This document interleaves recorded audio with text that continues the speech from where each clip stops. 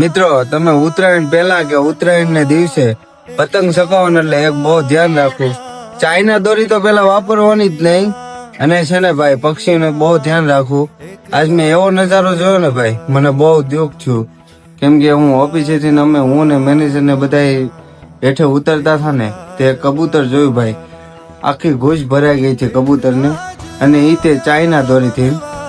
આગળનો વિડીયો જોવો તમને બધી ખબર પડી જાય.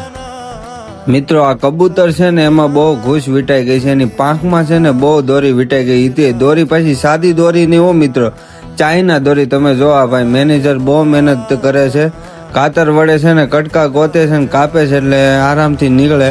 અને બહુ મહેનત કરીને બહુ કોઈ વાત જ નીકળતું નહોતું ભાઈ, બહુ તડપતું હતું તે, અને લોહી બહુ નીકળતું હતું ભાઈ. એટલે છે ને ચાઇના દોરીનું તો બહુ ખાસ ધ્યાન રાખવું.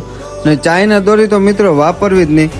ઘૂસ નીકળી ગઈ ને ભાઈ, અમે કબૂતરને ચબૂતરે મૂકવા આવ્યા ને પછી અહીંયા આવીને જોયું તો ભાઈ કબૂતરનો જીવ વહી ગયો હતો. એટલે ભાઈ પતંગ ચગાવવામાં બહુ ધ્યાન રાખવું.